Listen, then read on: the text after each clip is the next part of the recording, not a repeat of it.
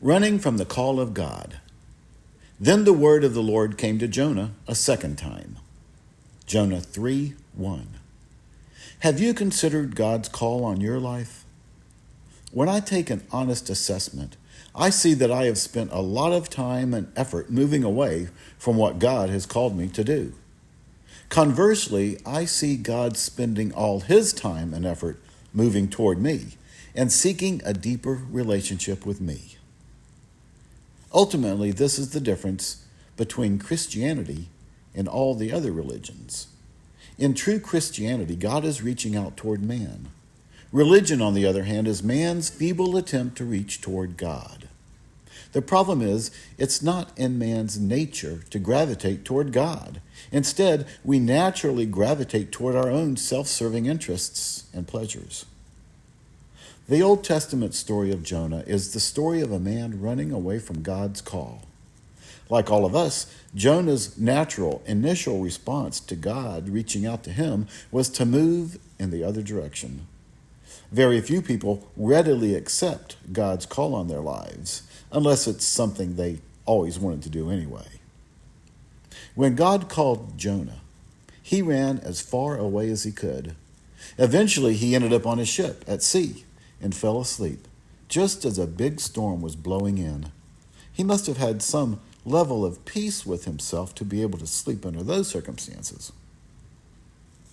Did you know you can experience a great deal of earthly peace even when you have run away from God?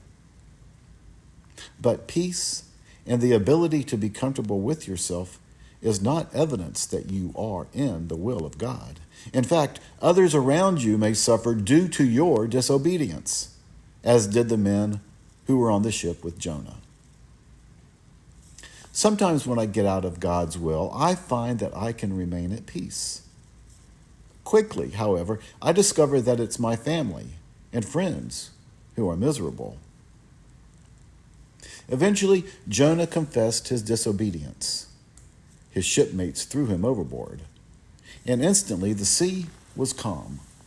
Their lives were instantly better, but because his call was still upon Jonah, God caused a large fish to come along and swallow him up. Only then, in his greatest distress, did Jonah finally cry out to God. But what else could he do? His troubles brought on by his own disobedience were the catalyst that caused him to turn back to God and accept his call. In the belly of the fish, Jonah was given a second chance. I believe God gives all of us a second chance to return to him because we serve a God of second chances. God was always more interested in Jonah the prophet than in Jonah's prophecy. Likewise, God is always more interested in you than in what you can do for him. His greatest desire is to have a deeper relationship with you, whatever it takes. And sometimes what it takes is a lot of trouble. Have you failed God or let him down through your disobedience? Have you run from a call he has placed on your life, perhaps bringing harm to others in the process? The good news is God is willing to give you a second chance and a third chance and a fourth. He will give you 100 chances if he has to. God's call on your life, his desires for your life will always be waiting for you.